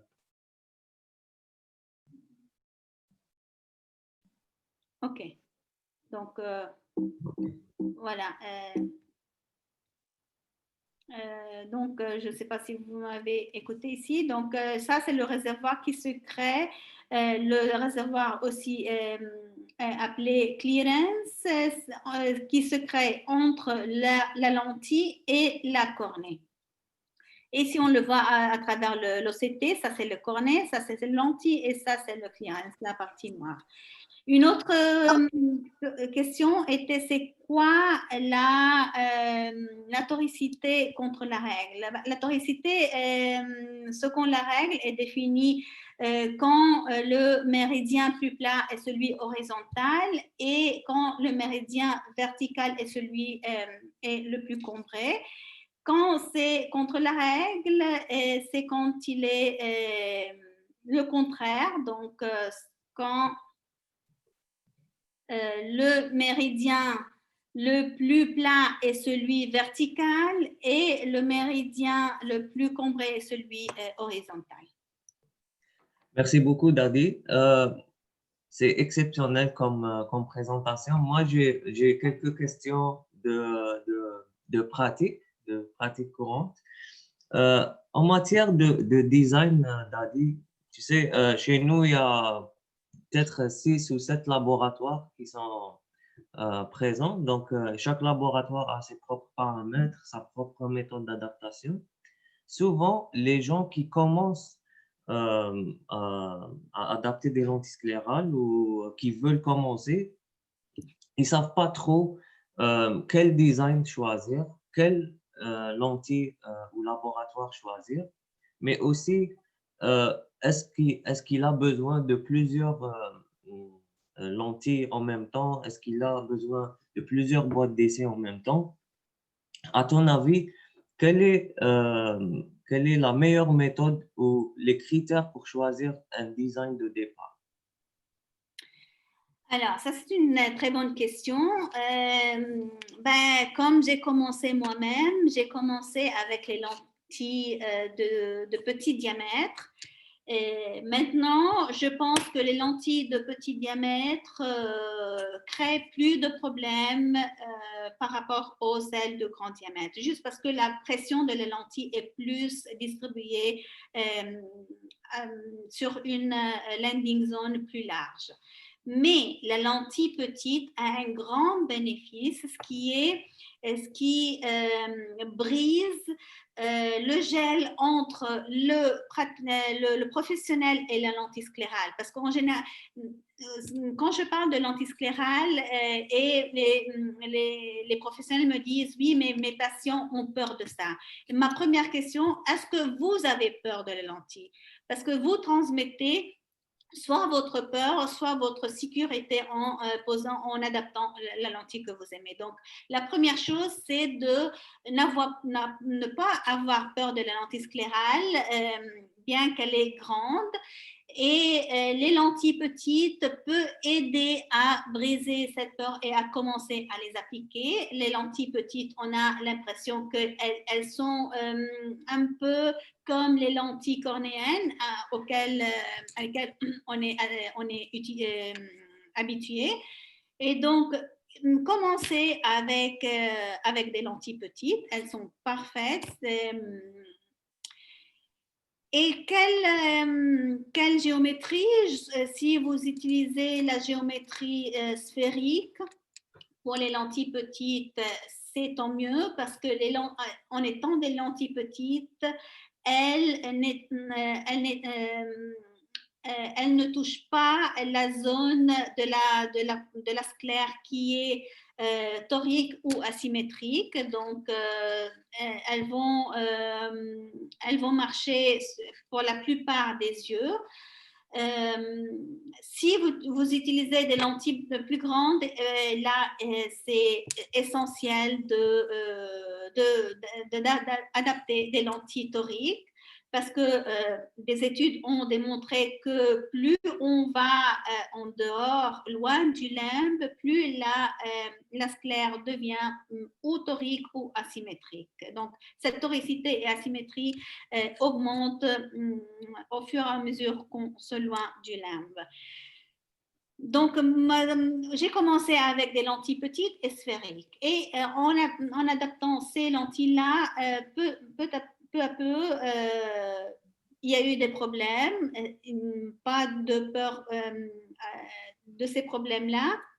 Il faut apprendre à comment les gérer.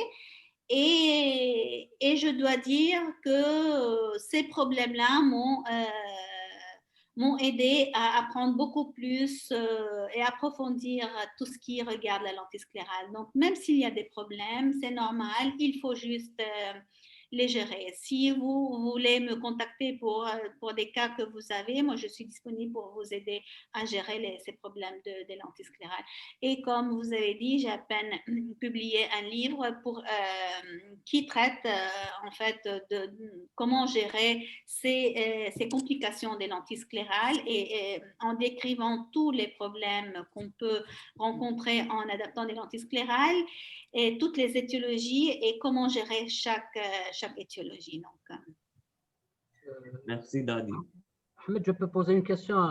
Oui. Je profite de la présence de Dadi pour poser une question.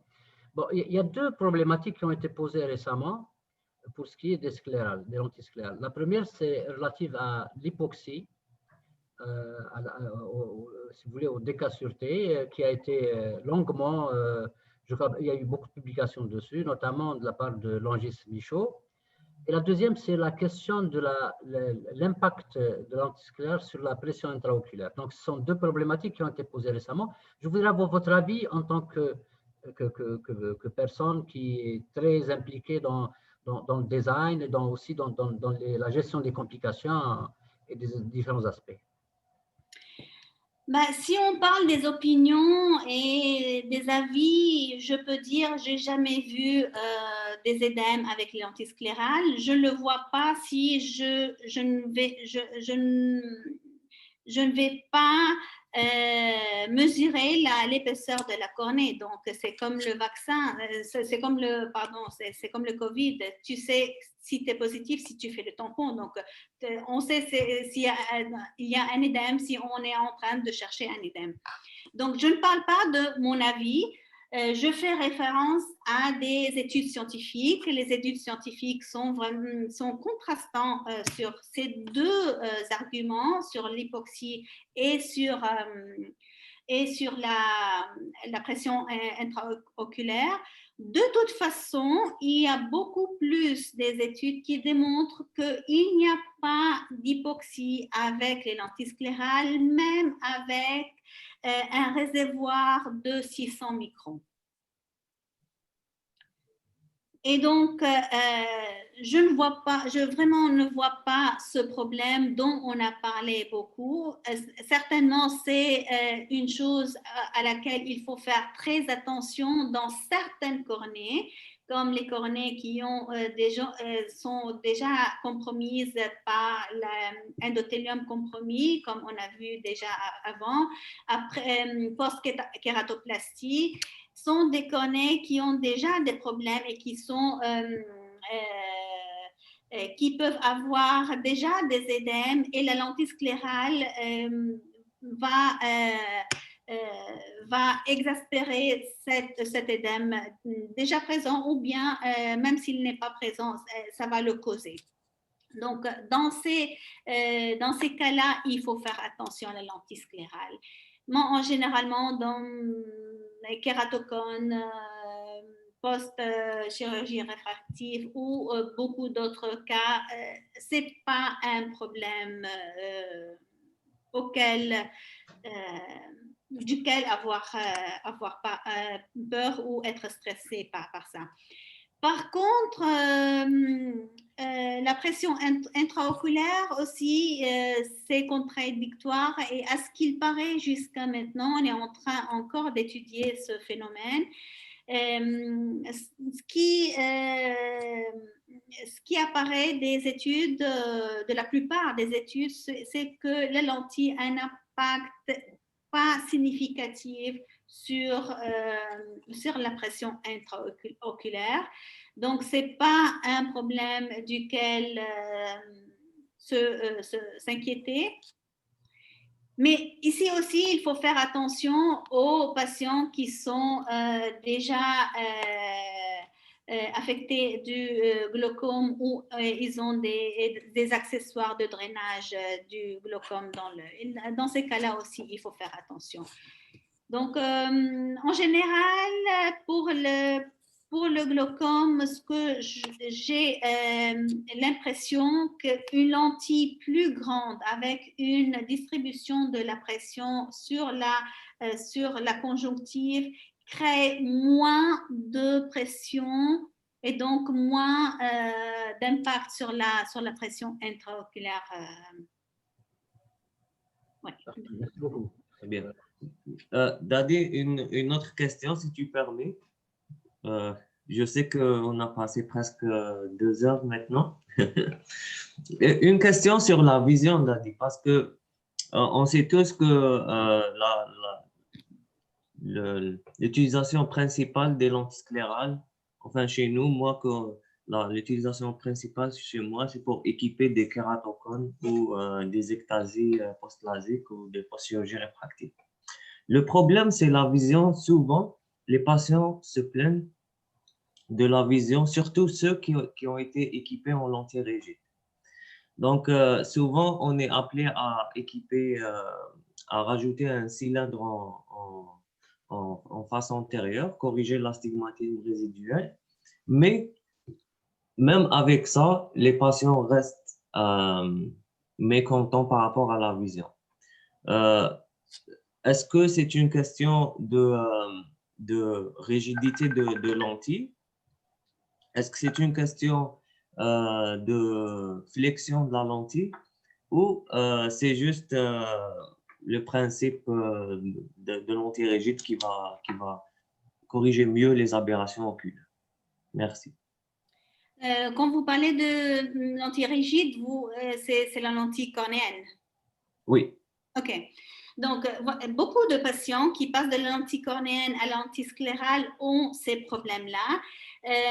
Donc, j'ai créé un article avec Steven Vincent sur l'optique de la lentille sclérale. Et donc, ce que je pense, sont différents les facteurs. Un premier facteur, c'est que la lentille sclérale est plus épaisse que la lentille cornéenne. Et aussi, il n'y a pas seulement l'épaisseur de la lentille, mais aussi le liquide qui se crée et qui acte comme une lentille. Donc, on a une lentille qui est assez épaisse et qui peut affecter la vision. Par contre, une lentille rigide cornéenne est très fine et elle est très proche à la cornée. Parfois, elle touche à peine la cornée. Et là, on peut faire référence, quand on fait des calculs de la lentille cornéenne, on fait référence à la formule des lentilles fines, minces, alors que quand on fait des calculs de la lentille sclérale, cette formule des lentilles minces n'est plus valide. Il faut faire référence à la lentille plus épaisse. Et donc, cette épaisseur de la lentille et du clearance peut affecter la qualité de la vie, pas la quantité. Ils peuvent voir 10 sur 10, 20 sur 20 parfaitement, mais ils sont dérangés par des aberrations, par cette vision qui n'est pas parfaite, juste à cause de cette épaisseur. Deuxième facteur, quand la lentille sclérale est décentrée, donc quand on a une lentille décentrée, on a un effet prismatique qui est provoqué. Et ici aussi, quand une lentille cornéenne est décentrée, juste parce que la lentille cornéenne est fine, ça ne cause pas de problème. Une lentille sclérale, parce qu'elle est épaisse, et aussi parce que le clearance est épais, ça va causer un double effet prismatique et ça va ça va provoquer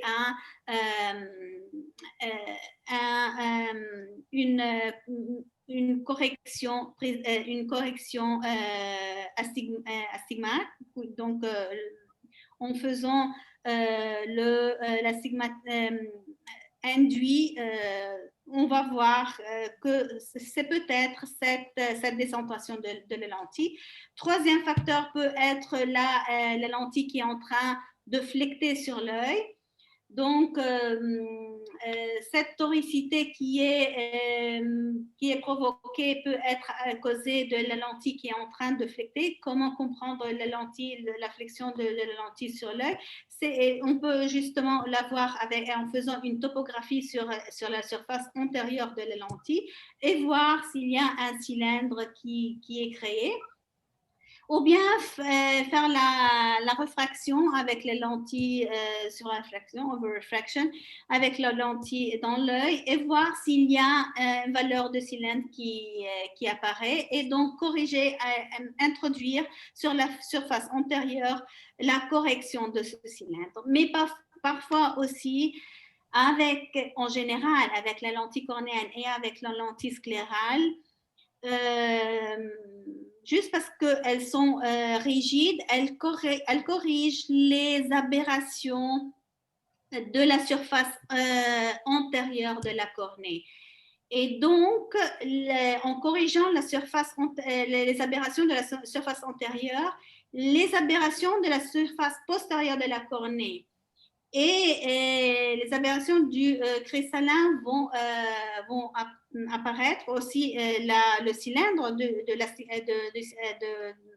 plus le cylindre du cristallin qui va apparaître et ça va causer des problèmes. Et donc, dans ce cas-là, ce qu'il faut faire, c'est mesurer les aberrations oculaires et essayer d'introduire une asphéricité, une surface asphérique sur la lentille, sur la surface antérieure. Pour le moment, on n'est pas encore capable de corriger les aberrations oculaires avec la lentille sclérale. Il y a juste un seul professionnel qui est en train de le faire et c'est Dr. Greg Gemolis du Texas, du Dallas. Et il a un software qui lui permet c'est lui qui a conçu ce software et qui lui permet de corriger ces aberrations. Donc, c'est multifactoriel, il faut bien comprendre, même si on introduit le cylindre sur la surface antérieure, le patient n'est pas satisfait, il faut détecter les aberrations qu'il est en train d'expliquer, surtout dans les cas de kératocones, qui ont beaucoup d'aberrations causées par la déformation de la cornée, antérieure et postérieure. Très bien, merci beaucoup. Merci, docteur Dadi. Il y a juste un aspect parce que nous sommes un peu sous contrainte, il y a le couvre-feu dans un moment. Donc, je vais faire juste une dernière question, peut-être qu'il va résumer un petit peu un certain nombre d'avis. Bien sûr, il y a possibilité de vous envoyer un email ou de vous contacter pour pouvoir avoir un peu plus de commentaires sur la présentation.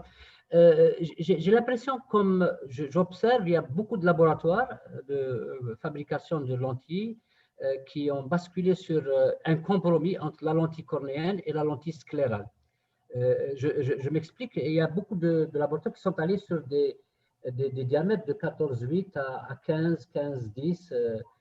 Donc, est-ce que pour vous, est-ce que vous qui êtes conceptrice et designer de sclérale, est-ce que vous pensez que c'est une bonne option de compromis entre les problèmes qui ont été posés? Ensuite, on sait bien que le film lacrymal n'a pas juste un rôle de mouillabilité, il a plusieurs fonctions. Et avec la lentille cornéosclérale ou sclérocornéenne, comme on souhaite l'appeler, de 14,8 à 15, on assure un minimum de flux et de reflux lacrymal sous la lentille de contact. Quelle est votre impression sur cette question? Donc, vous êtes en train de parler du flux lacrymal devant la lentille ou… Non, entre la face postérieure de la lentille et la cornée. Quand on a Ok, est-ce que vous pouvez répéter la question? C'est quoi la question? Je n'ai pas trop compris. La question, est-ce que vous pensez que c'est un bon compromis d'aller sur des diamètres de 14,8 à 15 trouver un compromis entre stabilité, si vous voulez, un petit peu pour corriger des astigmatismes irréguliers, et cette nécessité d'avoir moins de manipulation pendant la journée pour enlever et remettre, ensuite d'avoir un flux lacrymal sur la lentille de contact. Est-ce que pour vous 14,8 à 15, 15,10 est une option à envisager dans le futur pour tout ce qui est ces problématiques notamment d'hypoxie qui ont été évoquées, parce que j'ai l'impression qu'un certain nombre de laboratoires sont allés dans cette direction. Alors, dans certains cas, j'ai des patients auxquels j'ai adapté des lentilles petites. Ça dépend des cas qu'on a. Je préfère les lentilles plus grandes parce que sur la conjonctive, ils créent moins de problèmes. On est en train de parler de la qualité de la vision. Oui, ça peut causer un détériorement de la vision, un clearance un peu élevé, mais pas dans tous les patients, pas chez tous les patients. Donc, il faut voir patient par patient. Et aussi, dans ces cas-là, ce qu'on peut faire, c'est diminuer le réservoir, faire arriver à presque 50 microns, ce qui est très bien. On peut arriver à 50 microns très facilement avec les lentilles petites, mais aussi avec les lentilles plus grandes. On va avoir des problèmes de ce réservoir très strict avec les kératocones parce que les kératocones sont décentrés en bas, donc au niveau pupillaire, on va avoir un réservoir très fin sur le cône, mais quand il est décentré, mais assez épais dans la zone pupillaire, et ça peut provoquer des problèmes. Mais le problème dans ces cas-là, c'est qu'en adaptant des lentilles petites, ça peut créer des problèmes parce que il faut avoir une sagittale plus haute. Une sagittale plus haute d'une lentille va la porter à s'enfoncer encore plus dans la conjonctive. Et c'est pour ça qu'avec les sagittales plus hautes, c'est plus un large diamètre est indiqué. Dans les cas de la surface oculaire, des pathologies, des maladies de la surface oculaire, une lentille cornéenne ou une lentille sclérale petite peut ne pas être bien bénéfique parce que dans ces cas-là, la plus surface qu'on couvre de la surface oculaire exposée à l'air, le mieux c'est. Donc, il faut avoir un diamètre plus grand. Les petits diamètres peuvent être utilisés. Mes patients avec les petits diamètres sont des patients avec des cornées régulières. Et ceux qui ne veulent pas les grands diamètres parce qu'ils sont intimidés par ces grands diamètres, beaucoup de patients qui ont de la presbytie, donc ils ont une cornée normale, les patients de cornée normale desquels je parlais avant étaient myopie bien importante, moins 14, moins 20 degrés. Donc, ils n'ont pas voulu les lentilles souples, ils ont préféré les lentilles sclérales. Des patients, on peut adapter les lentilles petites aussi pour des patients qui ont de l'astigmatisme Donc, mais ils sont aussi des sportifs. J'ai beaucoup de patients comme ça aussi, auxquels j'ai adapté des lentilles petites. Parce que même si la lentille est petite, elle est plus stable sur la surface oculaire qu'une lentille cornéenne et aussi plus stable qu'une lentille souple pour corriger l'astigmatisme. Donc, ça dépend. Je ne peux pas dire que pour tous les patients, les lentilles grandes sont indiquées et je ne peux pas dire que pour toutes les conditions oculaires, les lentilles petites sont indiquées. Ça dépend des patients et c'est pour ça que je réponds à votre question initiale. C'est très important d'avoir plusieurs boîtes de lentilles dans notre bureau et il faut avoir des lentilles petites et il faut avoir des lentilles grandes. Et il faut avoir aussi des lentilles hybrides parce que aussi les lentilles hybrides peuvent être bénéfiques pour différents patients. Exactement. Donc, on vous remercie vivement, Dadi Fadel, pour nous avoir consacré cette longue présentation. J'ajoute une seule chose. La lentille cornéosclérale est bien indiquée pour les cornées qui ont des problèmes d'endothélium parce que ces lentilles favorisent l'échange lacrymal et ça c'est très important pour ces cornées. Merci beaucoup pour ce commentaire.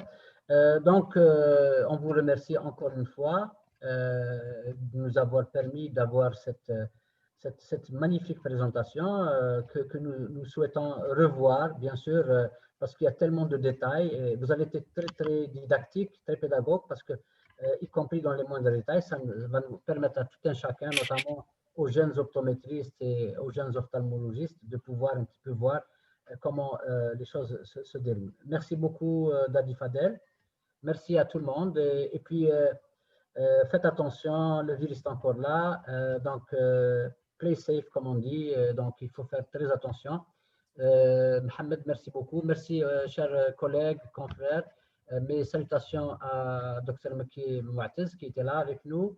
Mes salutations aussi à Dr Boucharbat, Dr Khalef, nos amis aussi optométristes, opticiens ophtalmo du Maroc, de la Tunisie et d'ailleurs.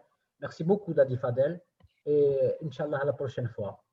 وبدي احكي عربي هلا وبتشكر انا كلهم وان شاء الله اذا بدكم كمان فينا نحكي نعمل ويبينار بالعربي هيك في كثير عالم بيفهمون اكثر عالم بيفهمونا ان شاء الله مشتاقه احكي عربي يعني دونك صباح ان شاء الله ان شاء الله شكرا جزيلا شكرا والى اللقاء ان شاء الله باي